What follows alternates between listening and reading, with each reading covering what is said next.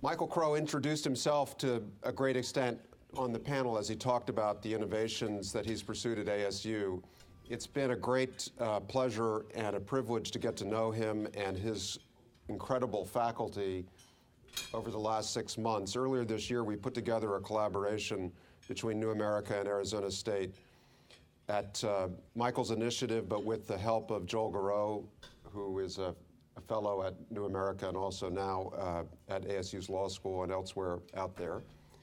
And the purpose was to try to think even more broadly than we do at New America normally about policy innovation, rather differently than much of what we've done even over the last day and a half, where we identify problems that are front and center in national life and try to think about ways to innovate in policy to address them.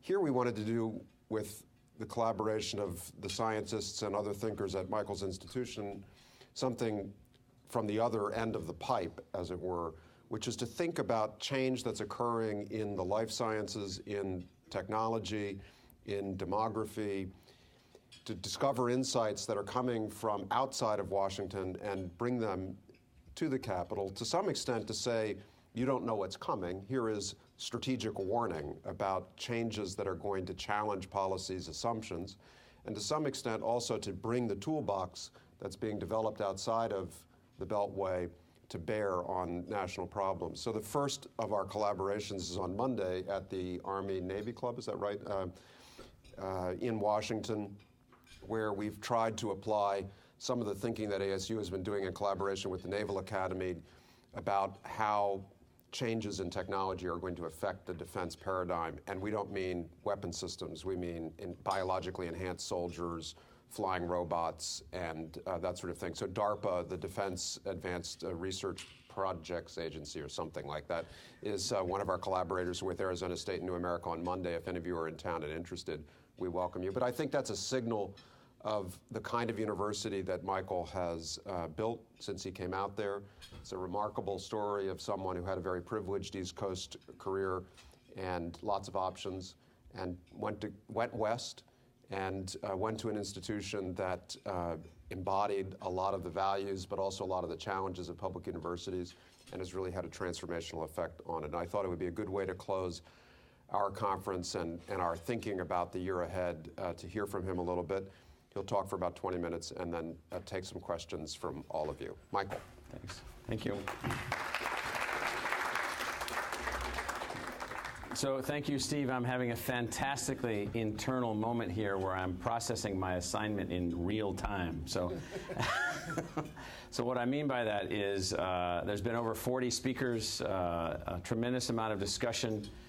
In my view, a tremendous amount of creative and innovative energy in the room and with the folks and so forth. And so I'm not going to talk to you about, I can answer questions about ASU and what we're doing with the New America Foundation. I think we found each other because we've both decided that the world needs to advance by ideas as fearlessly as possible into the future, regardless of the outcome for those that are the advancers. That's, I think, where we found sort of a mutual alignment of thinking. What I thought I would try to do for the 20 minutes or so is really take this central question that Steve put on the table yesterday as the purpose of this retreat, the next generation of policy innovation in America. How do you conceptualize it? And then try to synthesize as best as I can the speakers that we've heard, the questions that we've heard, the tonality of the meeting, the tonality of the questions. In effect, we heard a little bit of this, the tonality of what a group of really smart people trying to bring about policy reform and national change can be thinking about, and then what it all means in terms of what we're doing. And so I went to bed really late last night, and I woke up this morning in this panic and started scribbling in bed, so I can hardly read this stuff in front of me right now. But anyway, I came up with sort of 3 things that I'm going to try to weave in as ideas if, in fact, policy reform and policy innovation is the actual objective. So I'm going to take that as a given, because you can talk about all this stuff forever, and not get any policy reform or policy innovation. And you can talk about policy reform and policy innovation all you want, and even create policy changes and still not get any cultural innovation or institutional innovation or adaptation, because they're not necessarily automatically correlated.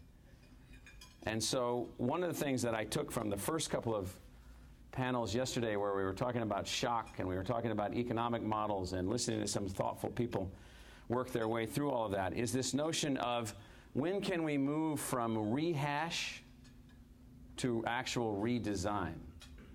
Because to take the same facts and just rehash them and analyze them and study them and basically reach the same kinds of conclusions over and over and over, versus actually attempting in every discussion to not rehash but to redesign, there's an actual difference, a huge difference. And so let's look at a couple of these. So we talked a little bit about discretionary spending versus entitlement spending, and very thoughtful comments.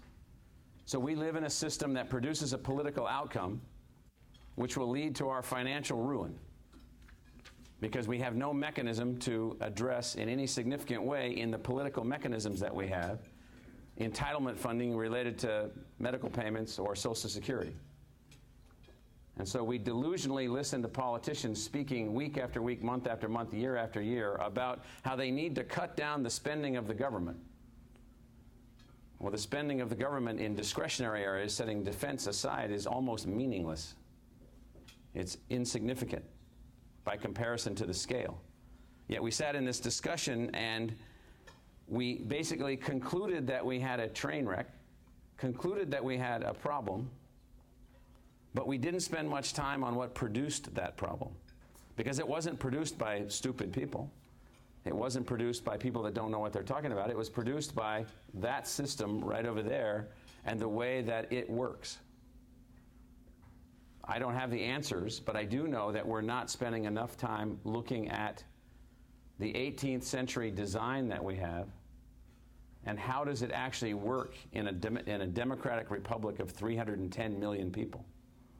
Because it worked differently when there was a set of elite, highly educated philosophers who were advancing a democratic idea, and the way that they designed that would work versus the way that it works now with tens of thousands of interest groups and hundreds of millions of individual actors working through, if you know factorial math already tells you that we're dealing with levels of complexity here that are beyond almost the capacity of any system to manage.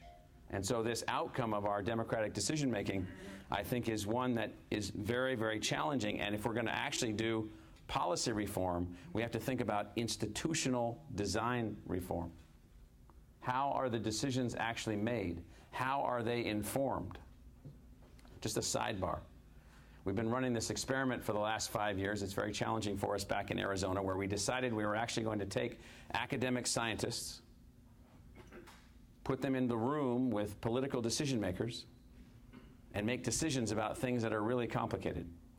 Like in Arizona, how does water get used and how do you plan for the future of water? So we built a tool. We raised $6 million from a guy, and we built this thing called our Decision Theater. And the Decision Theater is an interactive device that allows you to put in every permutation of anything that you want. We have 58 physical science models, 20 social variables, 15 political variables, whatever they are. You can toggle anything that you want. You can move any direction that you want. And then now you take the hard step. You got to find some money. We got the National Science Foundation to give us $15 million to create a decision center for a desert city. Now you take that decision center for a desert city. You take the single most important natural resource problem, water. You bring everybody together in the room.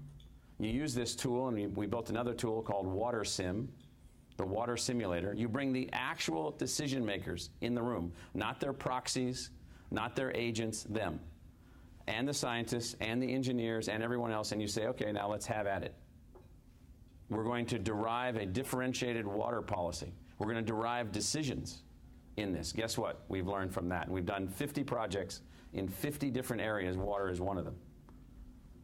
The decisions and the decision-making process is nothing like anything else we've ever done. It's real time, it's visual, it crosses disciplines, it works in different ways. It breaks down the barriers of language, it breaks down the barriers of differentiated education.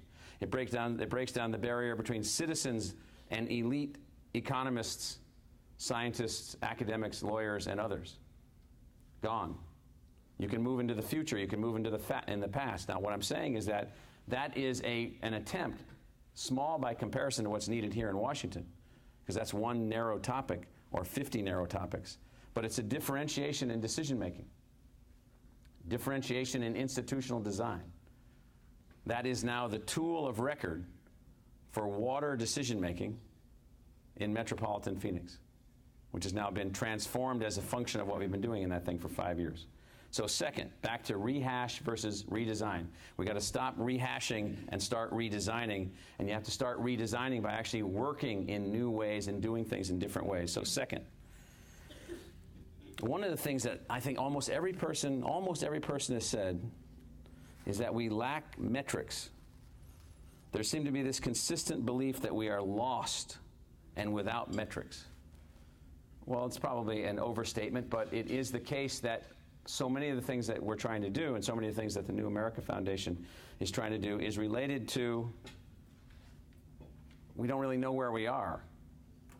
Our compass has no historical context. And so let's look at what we've been doing. So we've got this 18th century legislative body over here, which is permitted to arbitrarily eliminate metrics at will based on partisan and ideological beliefs. So the Office of Technology Assessment, before it could even evolve itself into a functioning entity, is eliminated by folks in the mid-90s in Congress. Gone. It's gone. So the ability to measure something like, I wonder if we put 3,700 floating platforms in the Gulf of Mexico, and then we decide to take one of them and drill down in water that's a mile deep, and then drill to maximum depths into really quite challenging oil reserves. And then that thing blows out. I wonder if it would go for a month or a year or 10 years or 15 years before anyone could actually figure out what to do if the thing collapsed. Now, you'd think that when people make policy about something with those kinds of unintended negative consequences, they might actually have the ability to assess on a non-ideological basis the pluses, minuses, ups and downs, and technological alternatives that you would have to deal with the very crisis that we're facing right now. So this notion that we have this consistent belief that we're lost and without metrics. And I don't even want to get into the supposedly nonpartisan Congressional Budget Office. We won't even talk about its capability to operate above the fray, so to speak. So just set that to the side. The notion would be for New America Foundation or other universities like ours is that let's stop rehashing. Let's start redesigning. So on a very, very tiny scale, here's what we've done. So we had a historical college of education, had about 100 faculty members in it, 5,000 students, producing a couple thousand students as teachers a year. Disaster. Total disaster. Basically pontificators. Faculty members standing on pulpits commenting to social underlings about their idiocy for underpaying teachers or their stupidity for being ignorant or the value of public education above all other forms of education.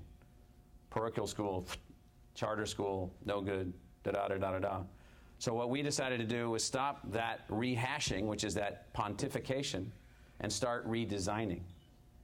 So we blew up that college, completely restructured a new college, took those faculty members that wanted to pontificate and moved them that way where they can pontificate in our new school of social transformation or our new school of transborder studies or our new school of social and family dynamics where they can have a fantastic academic heyday and make hay. Got no problem with that. But back here at the ranch where we're trying to figure out how to redesign to produce teachers, that's what you're going to do. You're going to produce teachers in new kinds of way. No more rehashing, redesigning. So that's the first sort of synthesis point that I tried to draw laying in my bed this morning. Second, this is the weirdest thing for me. So while I enjoyed all the history lessons about the libraries of Alexandria and so forth, what really struck me, both from those history lessons and from the other discussions that we've had, is that we are perpetually, including the New America Foundation, including Arizona State University, trapped in what I call the Groundhog Day Syndrome, and I mean the movie. So how many of you saw Groundhog? So this guy, Bill Murray, lives through this day over and over and over and over and over, as if he can never change it, as if he's, it's just the strangest thing. And so it's like somebody said up here, I don't know who it was, and I'm sorry, I'm not trying to insult anybody, so they said shocks morph. I'm like, oh my God, what, did they come up with that? That's never happened before. The shocks of World War I, the shocks of the I was reading the other day about this fantastic, this new book called Warlord about Churchill, and he's September 2nd, 1898, and he and Kirchner, the British officer leading the Egyptian British army at that time, they go to Khartoum, and they're just outside Khartoum, and they decide they're going to fight the Muslims there, and so not only are they not sensitive about civilian bombing, they decide to, on purpose, blow up his tomb, kill 40,000 of these people, drag this guy's body out of the tomb, and use his head as a desk ornament on the British Field Marshal's desk. And you're like, we've been through history before. We've seen shocks before. There have been wars in Afghanistan before. I won't give you how many. Between the West and the Afghanis, many. And so, how do we? So the point is that we're trapped in this syndrome where what we do is the Groundhog Day just sort of repeats itself, and unlike the Groundhog movie, and New America Foundation and places like ASU should be working on this, is how do we get out of that?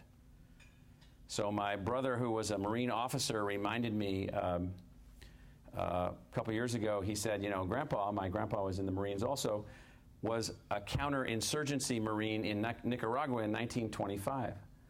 And he was one of the guys that was used to help put together this Marine handbook for counterinsurgency fighting that was published in 1930. And my brother, who was a Marine officer, and he's not in the service anymore, but all of his buddies fighting in Iraq and Afghanistan as field grade and sub-flag rank officers were over there basically saying, how do you fight counterinsurgency? And it's like, well, have you seen this manual from 1930? And so how is it, which is now being used and has been printed, more copies of it have been printed since 2005 than were printed in 1930 when it first came out. And no one even knew it existed.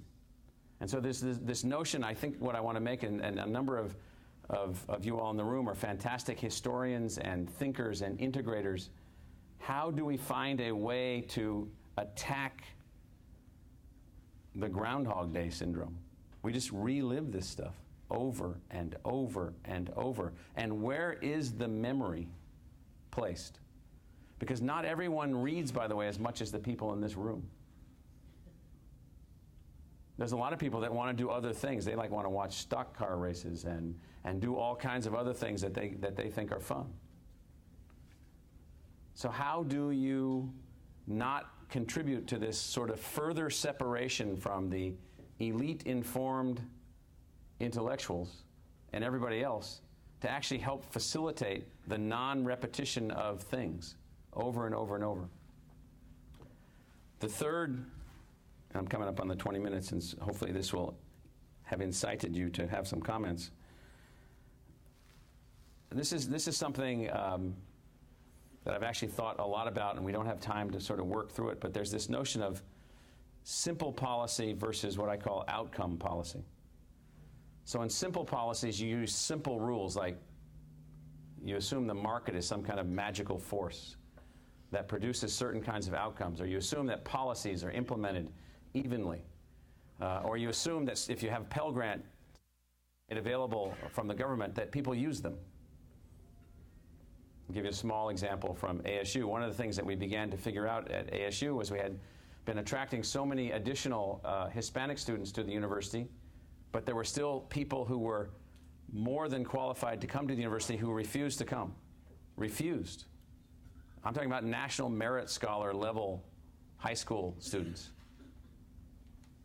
Well, why did they refuse to come? Because their family refused to have incurrence of any debt whatsoever. 1 penny of debt. So we had to come up with a new way to allow a family to have their financial aid, but also pay whatever they owed the university on a monthly basis. So how many families do you think took that in the first year? 4,500 families thinking of a different way to engage. And so the notion of simple policy is, well, we have all this financial aid. Simple policy is, that's on a very micro basis, simple policy is, well, the market will help produce those solutions. And I won't go through all of the arguments against simple policy, but the counter to simple policy is what I call outcomes policy. And I know a lot of the New America Foundation rhetoric and product is directed toward outcome policy. But I'm of the view that it's a really, really important thing, and people really talked about it. So here's what we mean by outcome policy. So Dan Sarowitz is here, one of our faculty members who's based in Washington. He's trained as a geologist, worked on Capitol Hill, and is the co-director of our Consortium for Science, Policy, and Outcomes. Now, that consortium we founded when Dan and I were faculty members at Columbia, and we moved it to Arizona, where it's been able to become much more fruitfully expanded and evolved because there's less faculty resistance to new ideas in Arizona than there was at Columbia. Now, what does the Center for Science, Policy, and Outcomes focus on? It focuses on trying to take the $150 billion of science spending that the government makes, these folks just down the street, $150 billion a year, and what we focus on is trying to modernize the simplistic, almost childlike model under which the assumptions for that science expenditure are made. Here's the model, as written by Vannevar Bush in the name of Franklin Roosevelt and Harry Truman in the summer of 1945. If you give the scientists money, you've already seen, by the way, you can see, this is, by the way, all put in place right after we nuked the Japanese. So the scientists had everyone's attention at that time. You can think of something, you can get a bunch of people together and all of a sudden develop a weapon that can vaporize a city in a second. Pretty powerful stuff. And that wasn't the only major contribution that these scientists made. So they're in a very advantageous position in 1945, and here's what they said. After the war, all this is going to fall apart. Please continue to give us money under the following social contract terms. We'll take the money. You won't bother us anything about the money. We'll decide what to do with the money, and we'll give you back national security, economic security, and health security. That's a model. That's a model, fantastic. That's an unbelievable model in a democracy. Just give us the money. We're going to have this agreement. The more money you give us, the more we'll be able to give you back. So the level of sophistication of American science policy today, goes to this notion of simple policy versus outcome policy. The level of sophistication is the following. University presidents sometimes meet in Washington to go to the Office of Management and Budget or the White House or Congress to complain about one thing: we need more money. If you give us more money, we'll have more scientists. If we have more scientists, we'll be better innovators. If we have more innovations, the economy will be more successful. If you spend more money on understanding global climate change, somehow we'll understand it so well that we'll know what to do.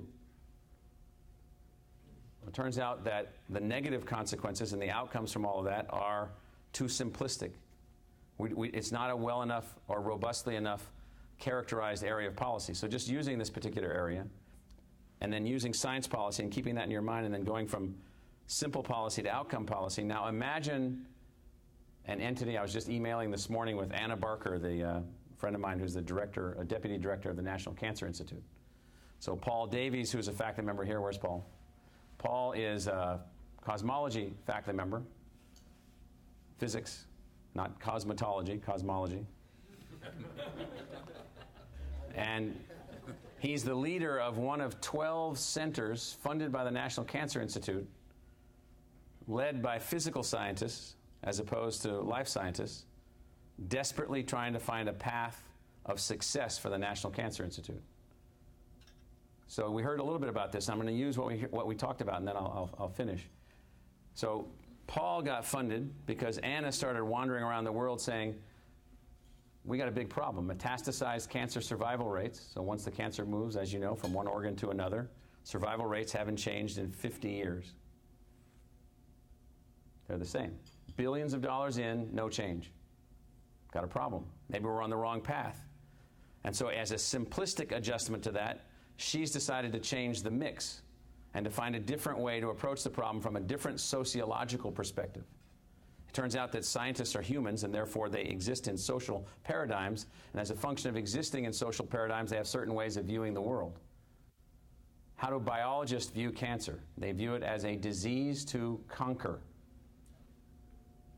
And they use every tool imaginable to find a way to do that, and they have not been successful. So she says, let's go a different way. Now, it is a part of an incremental move to rethinking healthcare by changing the scientific and technological inputs into healthcare to produce a differentiated outcome. So I just ask you this, and so we spend a lot of time talking about healthcare. Healthcare costs are going up. Dan, what was the euphemistic name that we used for the project that the Kellogg Foundation funded us? Why does science screw poor people? That's the euphemistic name. And so that project was about the fact that there was a more euphemistic name than that one. I heard it from you once. and so the in that project and the conceptualization of that project, we were trying to deal with this fundamental problem of the fact that if you're going to try to tackle breast cancer in women, it turns out that there's no equity in the distribution of the benefits of the technologies that are produced from the government's investment in science and technology. Turns out if you're poor, the technologies have been made so expensive that you have no access to them. Or they've been made so expensive that eventually the government's going to decide whether or not you're worthy of them. So I'm going to try to use these cancer things to give you a sense of, in an outcome-driven science policy, as opposed to a simple science policy, or an outcome-driven science policy linked to a health policy, you would have the following. So NIH had a report once called Healthy People 2010, and it listed all these things they wanted to see happen, and highest on their list was the equitable distribution of health outcomes. We're spending $30+ billion a year out of the NIH on behalf of the people to produce those health outcomes. To what extent do you think we've ever attempted to measure whether or not those investments actually produce scientific results that actually lead to equitably distributed health outcomes? The answer is none, never thought about it. Not a part of the equation, because we do not have an outcome-driven science policy or health policy. We have a simple policy environment built around simple models and simple assumptions. It's very difficult to do outcomes because you have to determine what they are. We've asked ourselves when we formed our Global Institute of Sustainability and our School of Sustainability, why can't sustainability be an outcome objective of the university? Why can't we teach it the same way that you teach liberty and justice and democracy and all the other great things that we teach? But why can't we make it an outcome objective? Because it would change what we do, change how we teach, change what our scientists do, and so forth. So that's an outcome. Or related to education. Why not set outcomes? What outcome do you want? So President Obama last February put out a fantastic, simple outcome. He said, I want every kid to graduate from high school, and I want 50% of the kids that graduate from high school to go on to some level of post-secondary education. Okay, that's like the first sentence of the outcome policy design. For what? To attain what? To achieve what? And so this notion of going from simple policy to outcome policy is, I think, a huge, looming, pending, and operatively important reform. So 3 points, mostly from listening to the 40 talks. Rehash versus redesign, eliminate the Groundhog Syndrome, and find a way to go from simple policies to outcomes-oriented policies. And I could give you any level of analysis on these across multiple dimensions if you wish. And so, Steve, you wanted me to get everybody juiced up, so there you go. That was great. Yep. So, first of all, thank you.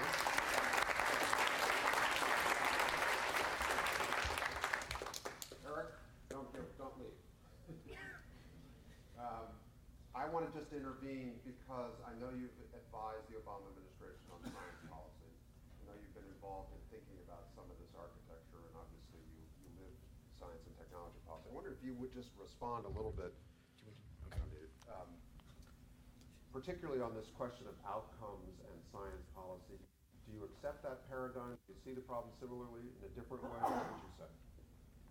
Well, first place, I thought I think your rendering of the problem is perfect, right? I completely agree with the way you stated it. And I phrase it slightly differently, but it's this, I think you come to the same conclusion, which is that, and we were discussing earlier the fact that everybody basically lives in an incumbency. You know, the fraud and waste, it was earlier said, there's somebody who benefits from that and so forth and so on. And so to me, the question is, how do you get something to change? Your model is focused on outcomes, but there are many reasons why people don't want to do that. And I'll give you a bunch of examples. Another way, which is my bias, is to say that it takes a crisis and or a technology revolution to change anything. Technology revolution empowers people in a different way. We all know that narrative. A crisis like a war or something, obviously things change, and otherwise things sort of go along. Part of the reason the outcomes don't occur is because of this nature, the nature of micromanagement. That the way outcomes really would happen is you start with the one sentence, and then by the time everybody writes down everything they want, you've got a 1,000-page spec of the outcome, which is now no longer an outcome, but really a management plan. And I've seen that over and over again in working with the White House. The government, if you will, can't write down a simple sentence and leave it that way. And they can't just measure the high-level thing. And it's because of funding, because of lobbying, and so forth and so on. And so what I've noticed, at least in the science policy, is that the incumbents who are already the best-known ones, the best-connected ones, tend to be able to sort of dominate the conversation. And it takes stronger leadership than I would have thought. I mean, leadership like you showed when you went to ASU, it takes that leadership to really make a change. So I think you need a combination of a leader as well as an agreement on writing the outcomes in small print, right? Be my sort of response. We just let me comment on that. We just hired a guy named Jonathan Capel, who was a senior faculty member at the Yale School of Management, to be the head of our School of Public Affairs. And the reason that we did, and yes, great. And so we just hired Jonathan, and so he's coming to be the director of our School of Public Affairs. And our intent there is to do systematic thinking about exactly the limit that you said. So the political process has difficulty producing the outcomes because of all of the reasons that you just stated. And so what he has is this notion of it's a one-way railroad. And so what happens is messages and instructions come out for which there's no message and instruction and feedback loop quite coming back in a way. And so we're going to look at that. But in the interim, the way that we've approached some of these outcomes issues is to take those outcomes that are already on the table where people are in agreement already, and there are some. So healthcare, equitable distribution of healthcare is one. And to start measuring policy and designing policy from those to show how it works. One other example of this principle is the ARRA, which I was part of the lobbying for. At the beginning of the Obama White House, when everything was basically a disaster, nobody knew what's going on, they don't have half their appointees and so forth, they managed to pass an $800 billion bill in 3 weeks. So how does this bill get written? Very interesting personal experience. It's written by the lobbyists and the people in charge who happen to be Democrats. So if you look at the division of the $800 billion, it's literally the Democratic policymakers' agendas that they've been wanting to ever since Bush was in office. So I argued unsuccessfully that in a crisis you should have a set of outcomes and you should be willing to change the way you spend your money on a periodic basis. So for example, your goal is to reduce unemployment, increase credit there's a long list. You should measure that, and then you should have a mechanism by which you can change that. Well, this was roundly rejected for the following reason. The government doesn't work this way. It doesn't have a notion of changing things on a month or a 2 months basis. And furthermore, the money that was being authorized, which I was in support of, was going to people who would then be hired and depend on and become yet another incumbency, Right. which we still have as a result of a temporary stimulus package. Right. That's, I think, the humbling aspects of the way our government works is it's very, very difficult to get the kind of outcomes base that you're describing to also be dynamic. Right. So the reason I agree with all of that, and so the reason I put rehash versus redesign is that we, in this discussion here, fall prey to the exact same constraint. We just assume that's the government over there. It doesn't have to be organized that way. It doesn't have to be operating that way. Maya probably knows, the emergence of the Budget Office in 21 and 39 and the Congressional Budget Act of 1974 and other adjustments that were made and other things that evolved. I mean, there's been systematic reform at different levels in the way that Congress operates, but those systematic reforms have been broken down by partisan non-alignment and other factors. Who's working on redesign of that, of decision-making mechanisms? And that, I would say, should be a very high priority. And maybe Jonathan Capel can link back up and work together on that kind of stuff. So, other questions? I don't have a question, but it's something I've been thinking about for a long time. It is supposedly embedded in GIPRA, in that the agencies have long done a description of what they do under their laws and so forth, but there's supposed to be a government-wide strategic plan. And when Obama came in, I heard him as a strategic thinker rolling out approximately 4 strategic goals on the economy, the environment, health and education, and international. And it struck me forcibly that he had looked at the underlying conditions in each of those areas and said, these are areas where there's been a tectonic break in the reality, and we have to do something about it. And I have given some thought to having outcome goals broken down by a few subgroups, say the 4 big goals and maybe 4 or 5 sub-goals under each one, and trying to connect those both with the laws that he's proposing and with the existing laws which could already be fed into them. We have changed accounting for the federal government some time ago, and the framework that we had has been adopted internationally by the International Public Sector Accounting Standards Board. It includes the integrity of the budget, which you won't find in the private sector, and the sustainability of government, and matching performance with cost. Because you can't match performance with income. That's not what you do in government.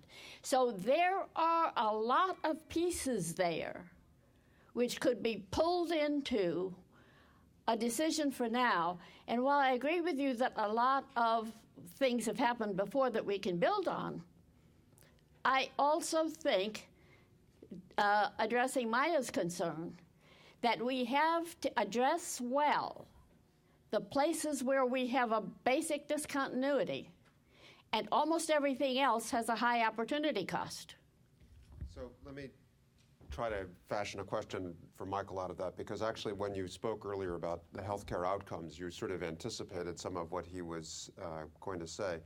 And I want to take you back to your decision center, because I visited it, and this water experiment that you mentioned, because some of the sort of strategic framing, whole of government approach that she's describing is presumably your ambition there. And you said in your remarks that you'd learned a lot from it. But in the spirit of intellectual honesty and self-criticism that must guide your innovation policy at Arizona State, and without implying that I know anything at all about the good, the bad, and the ugly, what actually happened by way of experimental? How many beakers broke? What caught on fire? What worked? Well, so what worked, and it didn't work uniformly across all of these different sectors. So there were projects, school redistricting efforts that we went through using this visualization and interactive tool with hundreds of school district officials and committees and commissions and so forth, didn't work. They basically said, I don't care what the thing says. And so and so that was dealing with budget stuff and all kinds of other things. So in that more intense democratic governance environment, that didn't work. On the water side, we got better decisions. They actually made enhanced decisions. Now, our problem with this, one of our problems is that nobody wants to pay for this enhanced decision making. So right now, we're paying for it. And so that means, we are raising money to make these things happen, and we're investing money to make this stuff happen because everybody's already, in a sense, spent both fiscally and psychologically on existing systems. And so in anything where you're trying to innovate, you try to use the innovations to move forward. Now, what we know that we have is we have more demand, West Nile virus simulations and other kinds of things going on and other kinds of projects going on. But what hasn't happened is a willingness to shift decision energy and decision resources into this new kind of modality, because no one wants to give up the decision modality and the decision resources that they already have, whatever they happen to be. So that's a little wart in the whole thing. Thanks so much for your presentation. I wanted to ask you if you could be a bit more specific or flesh out for us what the kind of methodology of redesign is, and to bring it back to your example about the metropolitan water issue. You said we got the right people in the room and they had at it. And I'm trying to just finished a book about redesigning global diplomacy. How do you take into account all the new actors that are around the table to solve major problems, from failed states to climate change? And one of your great accomplishments is starting the Earth Institute at Columbia University that attempts to redesign supply chains, water policy, food production, and all of these kinds of things around these specific issues. Is there a common methodological approach to this redesign from your local experience that you think is applicable on a global scale? Right. So I worked for more than 10 years to design and launch the Earth Institute at Columbia, and then was the director before Jeff Sachs. And that experience, plus the experience at ASU in these things, and I don't know how it necessarily rolls up to the bigger stages that you're writing about and thinking about and working on, but the notion of making these things work, or the lessons, is basically operating from the initial set point that says, is what we have what we want? The answer is almost always no. It's not adequate, it's incomplete, it can be made better, or whatever. Are you willing to just merely be a simpleton and take a linear extrapolation from point A to point B? Well, once you sort of put it that way, most people say no. And so then you're willing to sit at the table, either in a decision theater with a water simulation, or in a university building a new kind of institute, and you then separate out. The key is the separation out of all extraneous stuff.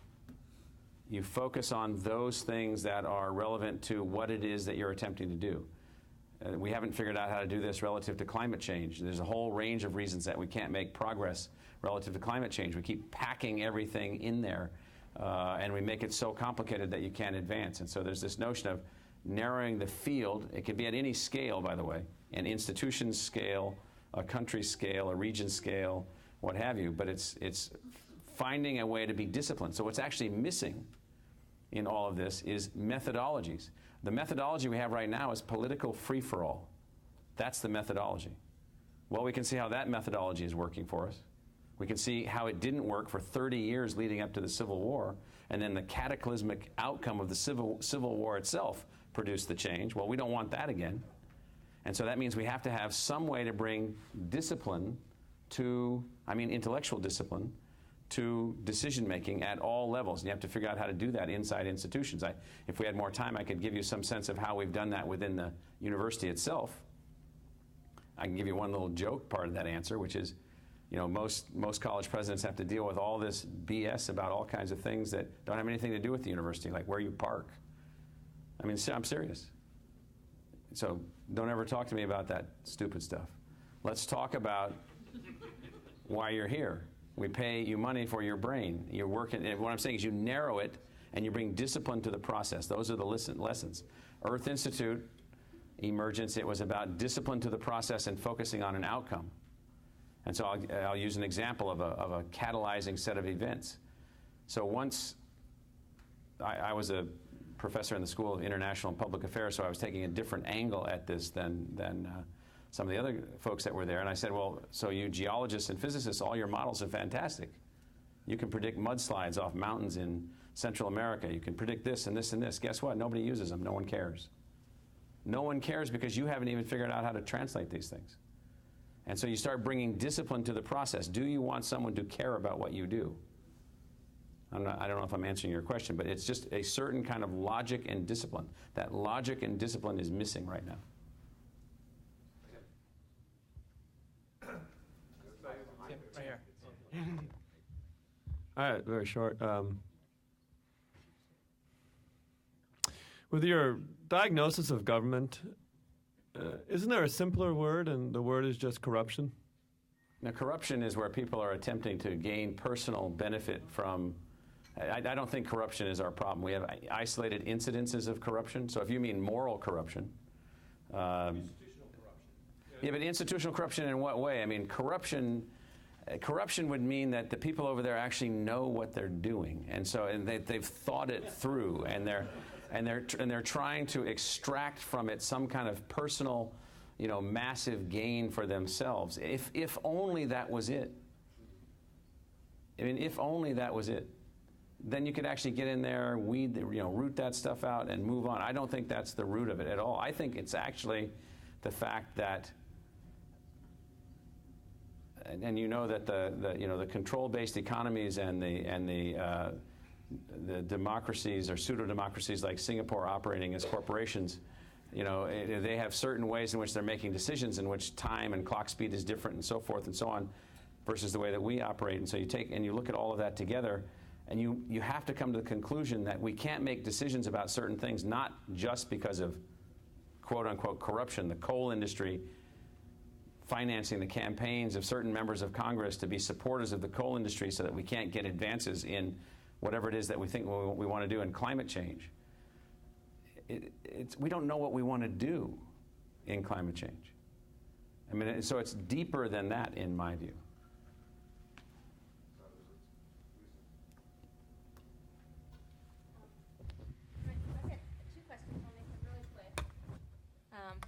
I'm Lisa Guernsey with the Early Education Initiative here. 2 questions. One on outcomes. What outcomes does Arizona State want for its graduates? How do you measure that? And, we're talking surveys 10 years out, income level, fulfillment in job. And then the second one is I'm really fascinated by the decision-making model that you're talking about. And I'm wondering what would happen if that was really opened up. So it wasn't just scientists and government in the room, but a game online that anybody could play. So I'm gonna have Dan Sarowitz talk about your second question, which is the notion of democratic engagement in terms of decision making related to science. But to your first question in terms of ASU and outcomes, so we bring in this very broad cross section of students. We have 70,000 students, 55,000 undergraduates. Very broad cross section, as evidenced by our income median, which I mentioned earlier. And so a very diverse student body. And so the outcome measurements that we've set for ourselves is whatever it is that the highly selective universities consider to be an academic achievement, we will outperform them in those, whatever those happen to be. And so whatever those awards are, whatever, Fulbrights and Marshalls and Trumans and all that kind of stuff. And so just assume that. And then you measure then our impact on how many Peace Corps volunteers, Teach for America teachers, Air Force officers, Marine officers, Army officers, Foreign Service officers, nurses in the field, graduate students going to Ivy League universities, whatever they happen to be. We're measuring all that. We also have a thing called the Collegiate Learning Assessment, which a test that we give to all of our freshmen. We're the only school in the country that does this. So we measure the critical thinking skills of every incoming freshman in the university each year, and then when they graduate, and how far have we advanced their critical thinking skills, their problem-solving skills, the way that they're working. We're working with our teachers now. We have teacher tracking mechanisms in place where if you go into the classroom, we're now getting the feedback loop of how that teacher's students are performing, then who was the person that taught that teacher, and then how did that all work? So we're constructing that, so that's under development. I won't go through the whole list, but we've got all those things being put in place, and they're time-consuming and so forth. So, Dan, did you want to say something about this notion of how you broaden decision-making related to something using just science as the example? Well, I mean, is this on? Yeah. I mean, very briefly, the science policy model in this country is that science gets isolated. Scientists get the money, they generate information, they generate knowledge and data, and then turn it over to society to be used. It's a failed model. In fact, where you find science most productive in terms of its ability to contribute to either industrial productivity or effective decision-making is where you have institutions where scientists are actually engaging with a wide range of users and with very pluralistic perspectives on what knowledge can be useful. And this feeds back into the knowledge production system and allows you to actually have a much more dynamic relationship between research and use, whether it's industrial use, whether it's diplomats and climate change, et cetera. We basically, when you talk about that sort of model in universities or to scientists, they think you're talking about taking over science. Mike and I have been thrown out of foundations in various places. We've been called communists. So this goes it's very deeply against the grain of how science works in this culture, which is this top-down thing that speaks truth to power. Our belief, and I think it's more than a belief, there's lots of institutional affirmation of this, but it's usually small experiments that have a hard time getting resources, is that actually science best serves its goals in society when it is institutionally integrated with the people who are going to use it. So that's one of the things we're trying to do in a bunch of little experiments. So just as an example, so one of the things, this goes to this notion of redesign versus rehash. And so you all know that nanotechnologies are speeding into use, and we've got one of the leading nanotechnology centers, and we built the Biodesign Institute and all this other kind of stuff, and dozens of research groups, and they're making these gizmos and all this other kind of stuff. And lo and behold, there'll be a meeting of the New America Foundation or some other group 10 years from now, and they'll say, oh my God, the social implications of that nano stuff. Man, it's put all these people out of work, and now there's like one factory making everything that employs 8 people under nanotechnology systems, and nobody else can get a job, and we should have thought of this. We should have thought of this. Well, and so that's this notion of Groundhog Day. So one of the ways to attack Groundhog Day is to build tools that actually help you to make better decisions so you don't keep repeating yourself. So we've got a team working on a tool called Real-Time Technology Assessment. In 2 minutes, how does real-time technology assessment work, Dan? Basically, it's an institutional redesign that brings the scientists who are working on nanoscience and engineering together with social scientists, with ethicists, with the community to think about what future they're actually trying to design for, so that the decision space of scientists is beyond just how do I get to the next publication, how do I get to the next patent, but it's actually what are we trying to accomplish. And this is not about determining the future, but it is about visualizing a set of alternative futures and thinking about what choices you can make that actually might help you achieve the alternatives that are preferred. And that sort of a process is completely absent from the upstream research and development enterprise today. And the National Science Foundation gave us more than $10 million for a thing called the National Center for the Social Implications of Nanotechnology. We only hope that we can actually, with the $10 million versus the $20 billion they're spending on the actual technology, can actually get some sense of what it all means as we go forward relative to all kinds of things. So that's an example of what we mean by that. Maybe one more question, and then we'll close. Yes. Seems that real-time technology assessment tool would have been good for the Manhattan Project, so thanks for doing that now, at least.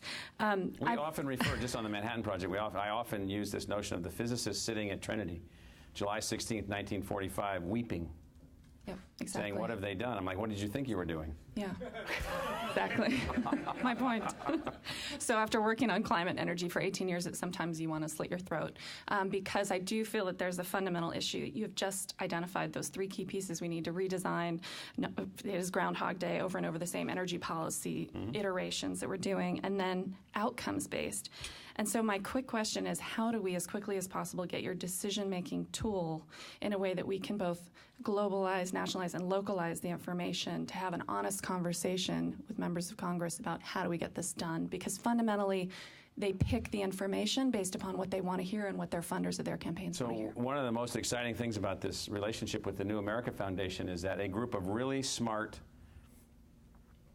translational intellects, that's what I call most of you guys, historians, journalists, conceptualizers, and so forth, are willing to link up with a somewhat wild university moving in different directions, because we can't do this by ourselves, because we're kind of like just geeky, like egghead types that sit around and think about things that are like crazy. And so the stuff I've read that all of you in this room that are a part of New America Foundation have written, it's like, that really makes sense. That's really well written. We can't do that well. And so this notion of finding ways to take a normative, nonpartisan policy design shop that has as its stated objective next generation of policy innovation in America is one of the things that New America Foundation is trying to put forth, and then find ways to take new edge tools, mechanisms, theories, ideas, concepts, materials, algorithms, whatever they are, and use that as a way to plug those things together and then have that as a part of the message. That seems to me to be a worthy undertaking.